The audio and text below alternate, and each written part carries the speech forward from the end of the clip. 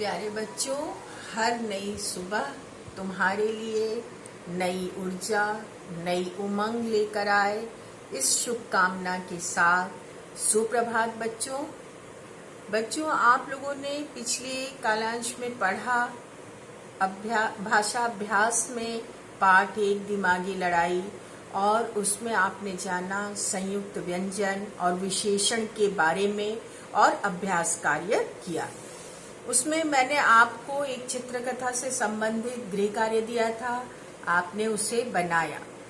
अब हम लोग दूसरे पाठ भाषा अभ्यास के दूसरे पाठ लौह पुरुष में पहुंच गए हैं। चलिए हम लोग लौह पुरुष में यहाँ पर पहले प्रश्न की ओर बढ़ते हैं। ये प्रश्न संज्ञा पे आधारित प्रश्न है। संज्ञा मैं आपको जब लौह पुरुष पाठ पढ़ाई थी या दिमागी लड़ाई, तो उस दौरान मैंने संज्ञा का परिचय आपको दिया था। एक बार फिर से ध्यान दे लीजिए।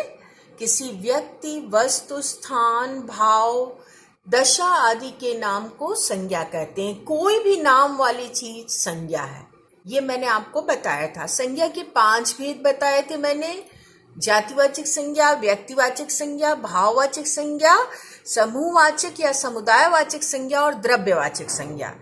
आप लोगों ने निश्चित रूप से उसे पढ़ा और याद किया होगा। अब हम उसी संज्ञा के भेद और संज्ञा से जोड़ते हुए आपको इस पहले प्रश्न की ओर ले चलते हैं। सबका ध्यान अपने अभ्यास पर। और पहला प्रश्न, पहले आप इसको पढ़िए ध्यान से। विट्ठल मुंबई में पढ़ रहा है। पिता ने समझाते हुए कहा। सारा देश उन्हें सरदार पटेल के नाम से जानने लगा। ये 2 वाक्य हैं। इन 2 वाक्य को ध्यान से आपने पढ़ लिया। अब प्रश्न 1 की ओर बढ़ते हैं। ऊपर दिए गए वाक्यों में से संज्ञा शब्द छांट कर लिखिए। ऊपर कौन से 2 वाक्य हैं? ये दोनों। इसमें से आप संज्ञा शब्द छांट कर लिखिए। पहला संज्ञा शब्द है विट्ठल, ठीक है, नाम। फिर मुंबई, ये एक जगह का नाम, ये एक व्यक्ति का नाम। फिर पिता, ये एक जाति, एक वर्ग विशेष को बताने वाला संज्ञा शब्द है पिता। फिर देश, ये भी जातिवाचक संज्ञा है। फिर सरदार पटेल, ये व्यक्तिवाचक संज्ञा है। इस तरह से 5 संज्ञा शब्द आपको यहाँ पर दिखाई दिए। आप यहाँ पर क्रमशः लिख लेंगे। जैसे पहले में लिखेंगे विट्ठल, दूसरे में मुंबई और तीसरे में लिखेंगे पिता, और चौथे में लिखेंगे देश, और 5वें में लिखेंगे सरदार पटेल। ये खाली रहने दीजिएगा। 5 ही संज्ञा शब्द हैं, तो आप 5 संज्ञा शब्द यहाँ लिख लेंगे। ठीक है बच्चों। अब हम लोग अगले प्रश्न की ओर बढ़ेंगे। इतनी बात तो सबके समझ में आई होगी। इतनी बात आप लोग समझ लिए। कोई भी इसमें कठिनाई तो नहीं है। संज्ञा आप पहले ही परिचित हैं, आपने इस काम को कर लिया। आप सेकंड काम की तरफ चलें।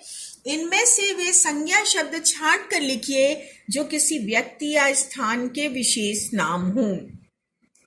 आप देखिए, मैंने आपको संज्ञा में बताया था कि जिन संज्ञा शब्द से किसी विशेष व्यक्ति, किसी विशेष स्थान, किसी विशेष प्राणी, किसी विशेष पदार्थ आदि का ज्ञान हो, वो व्यक्तिवाचक संज्ञा है। और जो संज्ञा शब्द अपनी पूरी जाति का या अपने पूरे वर्ग का बोध कराते हैं, वो जातिवाचक संज्ञा होती है। यहाँ पर आपको लिखना है जो शब्द व्यक्ति के, जो विशेष व्यक्ति या स्थान का बोध करा रहे हैं, माने व्यक्तिवाचक संज्ञा आपको छांट कर यहाँ पर लिखनी है। चलिए हम लोग इसमें से व्यक्तिवाचक संज्ञा छांटे। जैसे विट्ठल यहाँ व्यक्तिवाचक संज्ञा है। फिर मुंबई एक जगह का नाम है, यहाँ पर लिखेंगे। और फिर सरदार पटेल एक व्यक्ति जिन्हें हम लौह पुरुष के भी नाम से जानते हैं और जो इस देश के कर्णधार के रूप में जाने जाते हैं, वो उनको हम लोग सरदार पटेल के नाम से भी जानते हैं। तो ये तीनों व्यक्तिवाचक संज्ञा हुई। इतनी बात समझ में आई। अब हम लोग आगे बढ़ेंगे। जो बात मैंने आपको समझाई अभी वही चीज यहाँ लिखी हुई है। जिस संज्ञा शब्द से किसी वर्ग के सभी प्राणियों, वस्तुओं या स्थानों का बोध हो उसे हम जातिवाचक संज्ञा कहते हैं, जैसे पिता और देश। जिस संज्ञा शब्द से किसी विशेष व्यक्ति, स्थान या वस्तु के नाम का बोध हो उसे हम व्यक्तिवाचक संज्ञा कहते हैं, जैसे विट्ठल, मुंबई, सरदार पटेल। इतनी बात समझ में आई बच्चों। अब हम लोग अगले पेज की तरफ चलते हैं। पेज संख्या प्रश्न संख्या 3।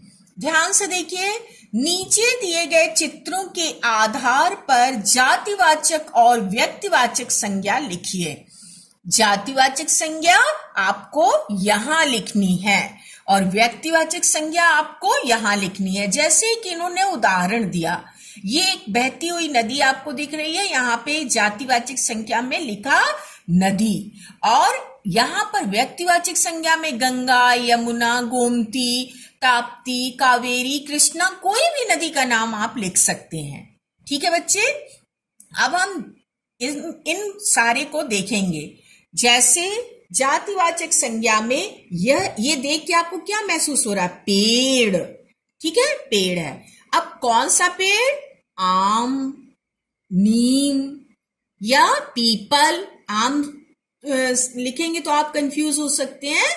आम फल से तो आप पीपल लिख सकते हैं, नीम लिख सकते हैं। ठीक है। अब चलिए हम लोग आगे। पुरुष, ये कौन है? ये पुरुष या व्यक्ति। ठीक है। अब ये इनका नाम आप लिख सकते हैं, मोहनलाल, सोहनलाल, जीवनलाल, कोई भी दो नाम आप लिख सकते हैं। अब जातिवाचक संज्ञा में ये आपको क्या लग रहा है? लड़की। लड़की में आप कोई भी नाम लिख सकते हैं, रीमा, सीमा, गीता, सीता। ठीक है। और ये आपको क्या प्रतीत हो रहा है? एक गांव का दृश्य। आपको ये देख करके ही लग रहा है, छोटी छोटी झोपड़ियां हैं, ये पेड़ के नीचे चौपाल बना हुआ है और कच्ची सड़क दिख रही है, दूर दूर तक हरियाली है। ये गांव का ही दृश्य नजर आ रहा है। तो यहाँ पर आप लिखेंगे गांव। और गांव आप आपके दादा दादी का गांव, नाना नानी का जो गांव है उसका नाम लिख सकते हैं। जैसे मुझे लिखना हो तो मैं मचगांव लिखूं, जैसे मुझे लिखना हो तो सजौर लिखूं। जो मेरा अपना नेटिव प्लेस है मैं वो आपको बताई, लेकिन आपके ऊपर है कि आप क्या लिखेंगे। आपको अपने गांव के बारे में मालूम है, आप अपने गांव का नाम लिख लेंगे। बच्चों यहां तक तो आपके समझ में आ गया। अब हम लोग ये तीनों प्रश्न आपके समझ में निश्चित रूप से आया होगा, कोई ऐसी कठिन चीज नहीं है। फिर भी यदि दिक्कत आए तो सत्र के दौरान आप पूछ लीजिएगा। ठीक है बच्चों। अब हम लोग चौथे प्रश्न की तरफ चल रहे हैं। ये एक वर्ग पहेली है। वर्ग पहेली में आपको शब्द छांट करके और रिक्त स्थान की पूर्ति करनी है। चलिए हम लोग इधर चलते हैं। नीचे दी गई वर्ग पहेली में से, वर्ग पहेली इसको वर्ग कहेंगे और इसमें आपकी पहेली का उत्तर छिपा हुआ है। ठीक है। पहेली में से उचित संज्ञा शब्द छांटकर वाक्य पूरा कीजिए। अब जैसे खाली जगह सदा कीचड़ में ही खिलता है, आपको पहला शब्द यहां पर छांटना है, लेकिन ये ध्यान रखिए कि संज्ञा शब्द ही हो। ये लिखा हुआ है संज्ञा शब्द। तो क्या कीचड़ में खिलता है? कमल। अब आपको कहीं दिख रहा है कमल? ये है कमल, कमल। तो यहाँ पे आप रेखा से गोलाकार रेखा खींचेंगे और यहाँ पर लिखेंगे कमल। अब खाली जगह के साथ कांटे भी होते हैं। अब किसके साथ कांटे होते हैं? फूल।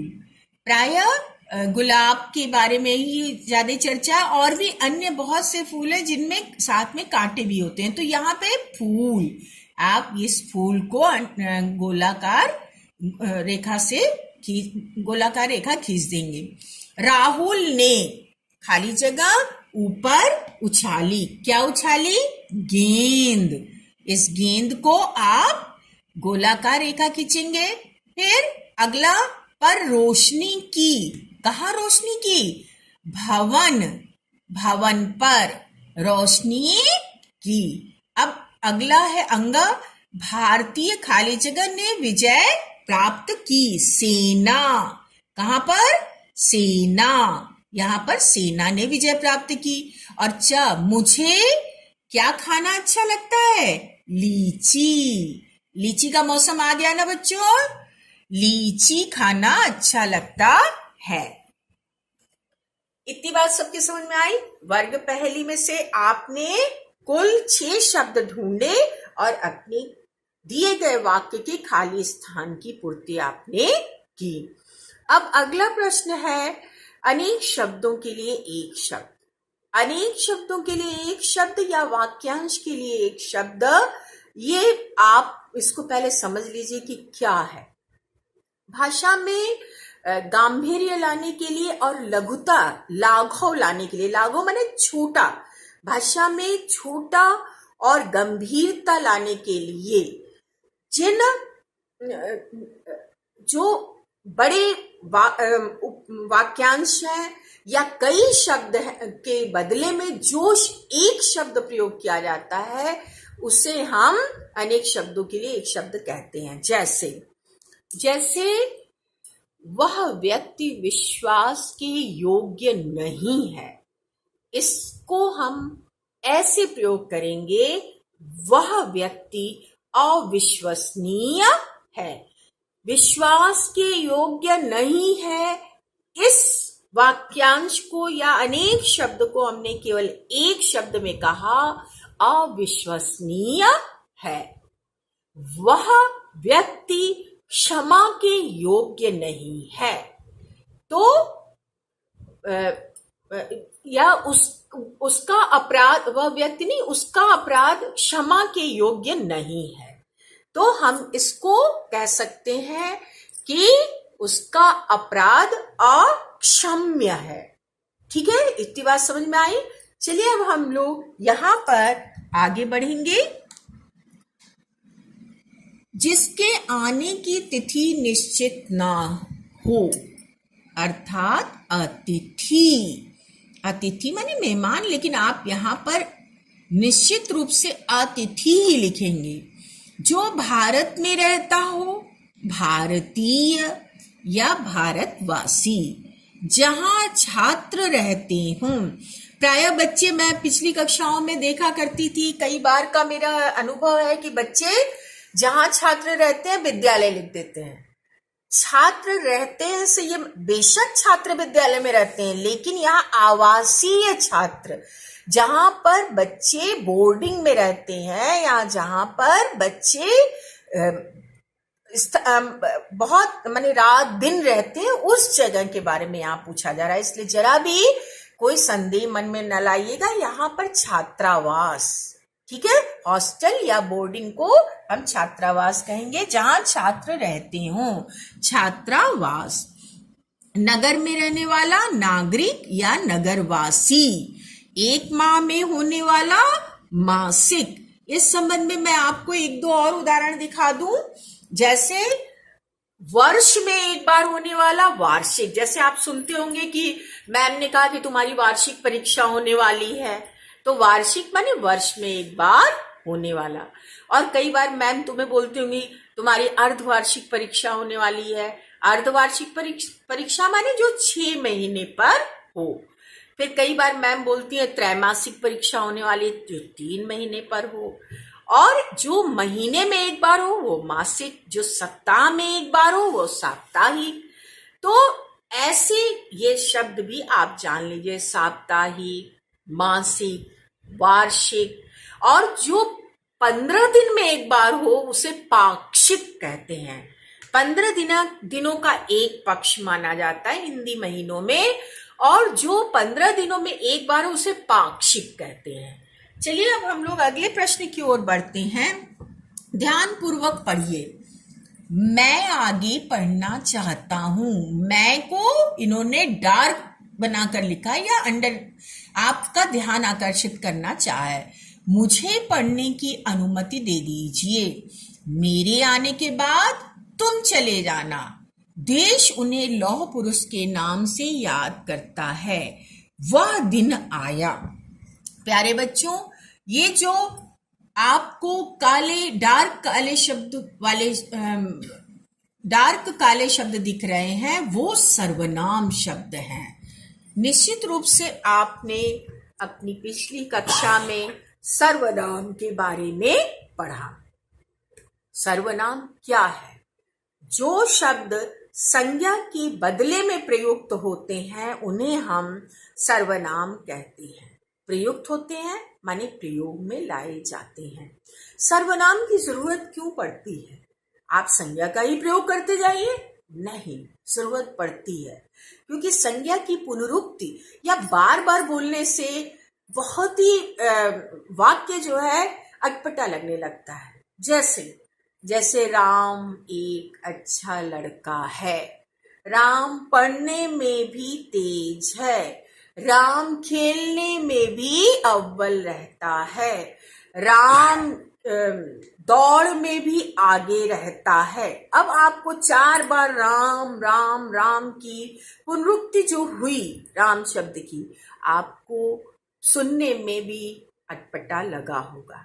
इसलिए अगर मैं ऐसे बोलूं, राम एक अच्छा लड़का है, वह पढ़ने में भी तेज है, वह खेलने में भी तेज है, उसका काम सबको पसंद आता है। जब हम वह उसका आदि सर्वनाम प्रयोग किए तो ये वाक्य आपको सुनने में भी अच्छे लगे, इसलिए हम लोग सर्वनाम शब्दों का प्रयोग करते हैं संज्ञा के जगह पर। इतनी बात समझ में आई? तो फिर से एक बार परिभाषा समझ लीजिए। जो शब्द संज्ञा के स्थान पर बोले या लिखे जाते हैं या प्रयुक्त होते हैं उन्हें हम सर्वनाम कहते हैं। जैसे मैं, वह, तुम आदि। सर्वनाम के बच्चों 6 भेद हैं। आप पहले भेद के बारे में जानिए, पुरुषवाचक सर्वनाम। पुरुषवाचक सर्वनाम के भी 3 प्रकार हैं। पहला उत्तम पुरुषवाचक सर्वनाम, दूसरा मध्यम पुरुषवाचक सर्वनाम और तीसरा अन्य पुरुषवाचक सर्वनाम। उत्तम पुरुषवाचक सर्वनाम वो सर्वनाम है जो बोलने वाला अपने लिए प्रयोग करता है। जैसे इस समय मैं बोल रही हूं तो मैं सर्वनाम। इतनी बात समझ में आई? और मध्यम पुरुषवाचक सर्वनाम कौन सा है? जो बोलने वाला सुनने वाले के लिए प्रयोग करता है। जैसे तुम, मैं तुमसे बात कर रही हूं बच्चों, तो तुम, ठीक है। और तीसरा अन्य पुरुषवाचक सर्वनाम, हम लोग बोलने वाला और सुनने वाले के बीच में जो वार्ता हो रही है और जिसके बारे में वार्ता हो रही है वो अन्य पुरुषवाचक सर्वनाम। जैसे वह, वे इत्यादि। इतनी बात समझ में आई? तो पहला था पुरुषवाचक सर्वनाम। अब दूसरा है निश्चयवाचक सर्वनाम। वो सर्वनाम जो किसी चीज को निश्चित रूप से होने का पता बताए, वो सर्वनाम शब्द निश्चयवाचक सर्वनाम होते हैं। यह और वह दूर के लिए और यह पास के लिए। जैसे यह किताब है, ठीक है। जैसे बच्चों यह किताब है, यह कलम है। जैसे वह सीता है, वह गीता है। इतनी बात समझ में आई?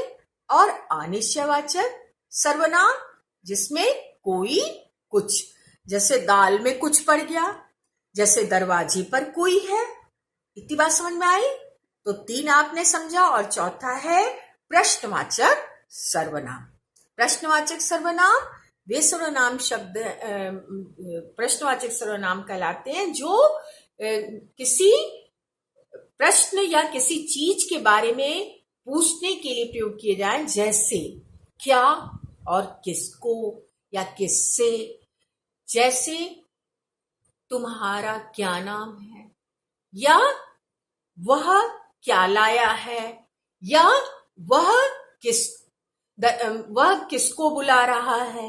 ठीक है, अब चलिए हम लोग आगे चले। अगला है निजवाचक सर्वनाम। निजवाचक सर्वनाम में जो बोलने वाला अपने लिए प्रयोग करे, जैसे मैं यह काम स्वयं कर लूंगा, स्वयं, मैं यह काम स्वयं कर लूंगा, स्वयं कर लूंगा, या मैं इस काम को अपने आप कर लूंगा, अपने आप, स्वयं, ये निजवाचक सर्वनाम है।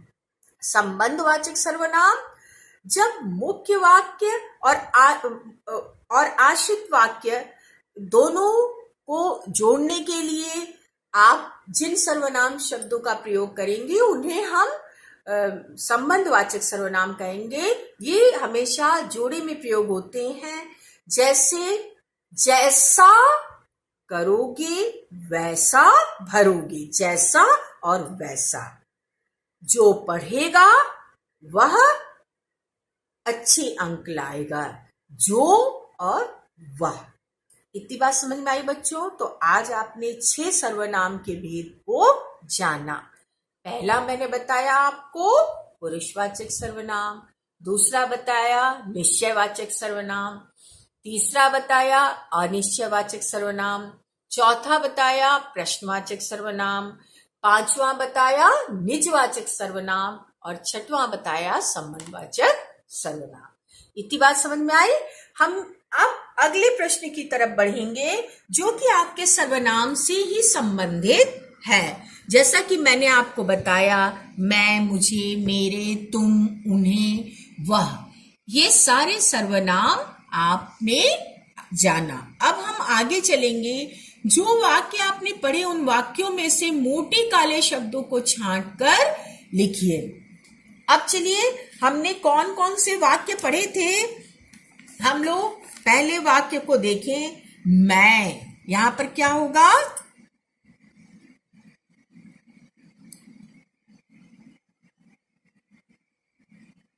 यहां पर मैं, ठीक है, फिर मुझे, फिर मेरे, फिर तुम, फिर उन्हें, फिर वह।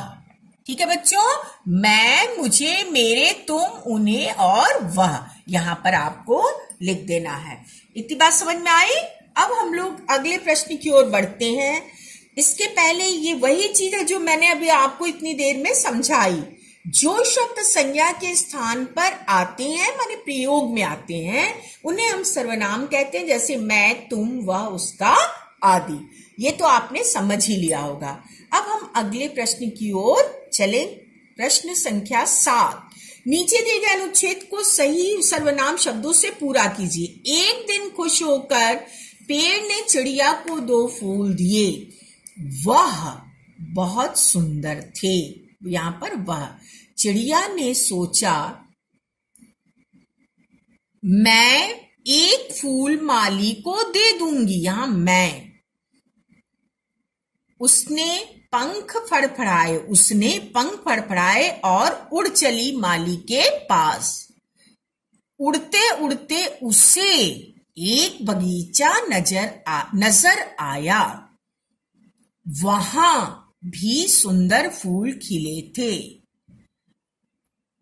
उनकी फूल खिले थे माने बहुत सारे फूल थे, तो उनकी यहां लगाएंगे। उनकी खुशबू से पूरा बगीचा महक रहा था। तभी उसकी, किसकी? चिड़िया की ना, तो उसकी, सॉरी, तभी उसे, किसे? चिड़िया को, उसे माली नजर आया। यहां पर उसे लगाएंगे। फिर यहां पर उसने, सॉरी, माली नजर आया। फिर वह माली के पास पहुंची और पूछा, आप कैसे हैं? मैं, यहां 2 खाली जगह है बच्चों। यहां पर मैं आपके लिए, यहां पर आपके लिए फूल लाई हूं। उसने, किसने? माली ने। ठीक है, तो यहां पर माली ने नहीं लिखेंगे, उसने। चिड़िया से फूल लिया और उसे धन्यवाद कहा। उसे माने चिड़िया को, तो यहाँ पर उसे लिखेंगे। इतनी बात समझ में आई बच्चों? ये सर्वनाम शब्दों से आपको भरना है। कोशिश बिल्कुल ये करिएगा कि गलती ना हो, संज्ञा का प्रयोग मत कर दीजिएगा। हर रिक्त स्थान केवल सर्वनाम से ही भरना है। दिए गए निर्देश को हमें पालन करना है। अब हम अगली तरफ चलेंगे 8वें प्रश्न की ओर। बच्चों, अनुस्वार और अनुनासिक। अनुस्वार क्या है? अनुस्वार का चिन्ह है शिरोरेखा के ऊपर। शिरोरेखा माने किसी भी वर्ण या शब्द के ऊपर जो बेड़ी लाइन होती है।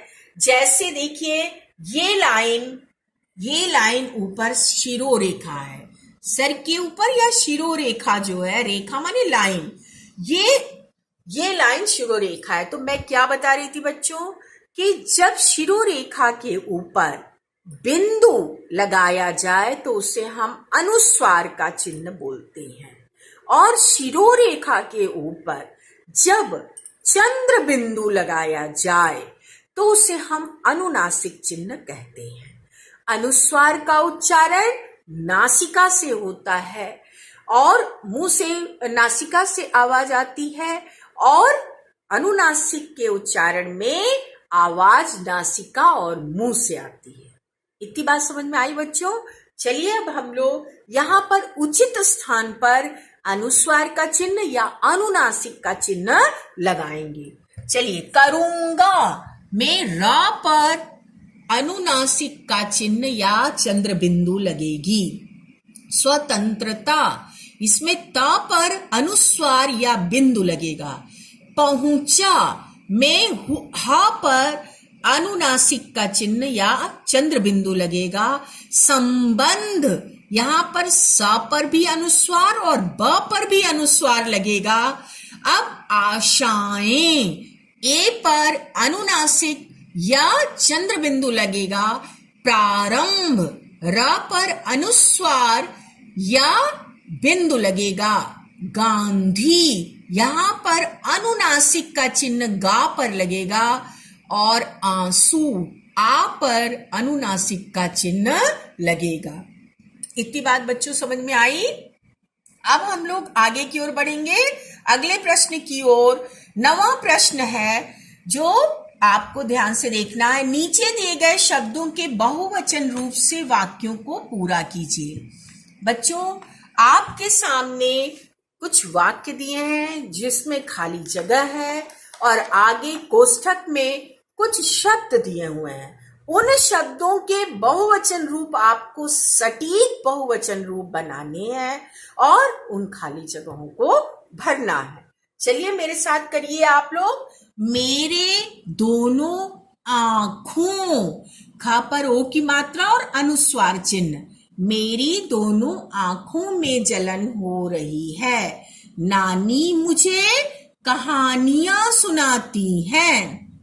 राहुल की परीक्षाएं चल रही हैं। परीक्षाएं। नेताजी ने अनेक जनसभाओं में भाषण दिए। बच्चे पढ़ रहे हैं। एक बार फिर से यहां पर देख लीजिए बच्चों। मेरी दोनों आंखों में जलन हो रही है। नानी मुझे कहानियां सुनाती हैं। आपकी भी नानी सुनाती होंगी, दादी, नानी, दादा। परीक्षाएं।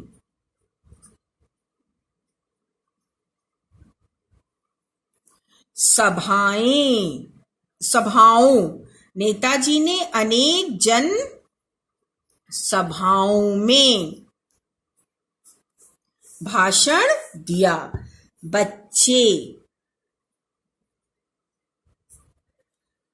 बच्चों एक चीज आप लोग ध्यान दीजिए इस तरफ कि यहां पर मैम आपने अनुनासिक चिन्ह लगाया, लेकिन यहां पर अनुस्वार लगाया और यहां पर कुछ नहीं लगाया। उसके पीछे कारण क्या है? कुछ जगहों पर बहुवचन ऐसे बनते हैं और कुछ जगहों पर ऐसे और कुछ जगहों पर ऐसे बहुवचन रूप लिखे जाते हैं। लेकिन अनुस्वार और अनुनासिक का फैसला करने के लिए एक बात ध्यान रखिए, यदि शिरोरेखा, ये शिरोरेखा है, के ऊपर यदि कोई मात्रा है तो वहां पर अनुनासिक चिन्ह की जगह पर अनुस्वार लगता है। पहली बात। दूसरी बात, यदि शब्द के आगे कोई कारक का चिन्ह, जैसे कारक का चिन्ह ये है में, अधिकरण कारक का चिन्ह है, जैसे कारक का चिन्ह ये भी है, ये भी अधिकरण कारक का चिन्ह है, तो यदि कारक का चिन्ह शब्द के बाद में लगा हुआ है तो वहां पर बहुवचन इस तरह से कभी नहीं बनाया जाएगा। वहां पर बहुवचन ओ की मात्रा लगाकर बनाया जाएगा। जैसे बच्चों को आम दे दो, अगर हम कहें बच्चे आ रहे हैं, बच्चे अलग तरह से बहुवचन हमने बनाया क्योंकि वहां कारक चिन्ह नहीं था। लेकिन अगर हम बच्चों को कारक चिन्ह है, कर्म का कारक चिन्ह को होता है, को कारक चिन्ह, इसलिए वहां पर हम ओ की मात्रा लगाकर अनुस्वार लगाकर बनाए। बच्चों इतनी बात समझ में आई होगी। और इस तरह से आपका आज जो कक्षा कार्य है वो पूर्ण होता है। अब गृह कार्य की तरफ ध्यान दीजिए। ये मैं आज आपको गृह कार्य दे रही हूं। इस गृह कार्य में आपको क्या करना है? रचना आपके साहित्य का एक ऐसा भाग है जो आपकी अपनी लेखन, अपने विचार और अपने कल्पना शक्ति को जाहिर करने का माध्यम होता है। इसलिए ये रचना कार्य मुझे लगता है कि आप खुद करें। मैं आपको इसका प्रारूप बता देती हूँ। ध्यान दीजिए कि ये संवाद लेखन है। संवाद लेखन में दो लोगों के बीच जो बातचीत होती है उसे सुंदर तरीके से लिखा जाता है छोटे छोटे वाक्यों में। समझ में आई बात? दिया गया जो विषय है उस विषय, जैसे एक दुकानदार के पास कोई क्रेता या खरीदने वाला गया है तो वो उस दुकानदार और उस खरीदने वाले के बीच में जो वार्ता हो रही है उसको संवाद शैली में लिखा जाता है। या दो मित्र क्रिकेट मैच देख रहे हैं, उनके बीच में जो आपस में बात हो रही है उसको संवाद शैली में लिखा जाता है। यहाँ पर विषय बड़ा चुनिंदा है, ध्यान दीजिए। आपके मन लायक है। आपके और आपके भाई के बीच में नई घड़ी को लेकर बड़ा झगड़ा हो रहा है, लेकिन उस झगड़े को आप बड़े हैं तो कैसे सुलझाएंगे, इस आधार पर आपको संवाद लिखना है। अब कोई बहन भी इसको लिख सकती है, भाई का मतलब भाई नहीं। चलिए, आप और भाई, जैसे मैं एक दो लाइन आपको समझा दे रही हूं। आप जैसे बोलेंगे, भाई जानते हो आज माँ एक नई रिस्ट वॉच या हाथ की घड़ी लाई है। भाई, अच्छा मुझे भी दिखाना। आप, हाँ यह देखो। भाई, अरे वाह तो बड़ी सुंदर है, इसे तो मैं ही लगाऊंगा। आप, नहीं माँ ये मेरे लिए लाई है। भाई, नहीं केवल तुम्हारे लिए क्यों, इसे तो मैं ही पहनूंगा। आप, नहीं भाई ऐसे झगड़ते नहीं, अभी तुम छोटे हो, अभी तुम्हें घड़ी देखना भी नहीं आता है और कोई तुम्हारी घड़ी को ले भी सकता है। भाई, नहीं मुझे ही पहनना है। आप, ठीक है कुछ दिन तुम पहनना, कुछ दिन मैं पहनूंगा और इस तरह से अब तुम खुश हो जाओ। भाई, भैया आप कितने अच्छे हो, आप मेरा कितना ध्यान रखते हो। इस तरह से आप पहले वाक्य से किसी दिए गए विषय की शुरुआत किए और अंत में कंक्लूड किए या निष्कर्ष या उपसंहार किए। बीच में वाक्य को खत्म नहीं करना है संवाद शैली में। इतनी बात समझ में आई? विषय की शुरुआत से करके अंत कर देना है जितनी देर। ठीक है? ठीक है बच्चों, इसी के साथ आज का आपका कालांश समाप्त होता है। आप लोग स्वस्थ रहिए, प्रसन्न रहिए, ऊर्जावान रहिए और खूब मेहनत से पढ़ाई करिए, क्योंकि आपके पाठ आगे बढ़ रहे हैं हर विषय में। और एक विशेष सूचना, इस रविवार से आपका हर रविवार को साप्ताहिक परीक्षा आपकी होगी, जो मुख्य 6 विषय हैं उनकी। हिंदी का पोर्शन मैं आपको दे दूंगी, उसके लिए चिंता नहीं कीजिएगा। ये ऑनलाइन परीक्षा होगी, सब एमसीक्यू या बहुवैकल्पिक प्रश्न पूछे जाएंगे। ठीक है बच्चों, हर विषय से।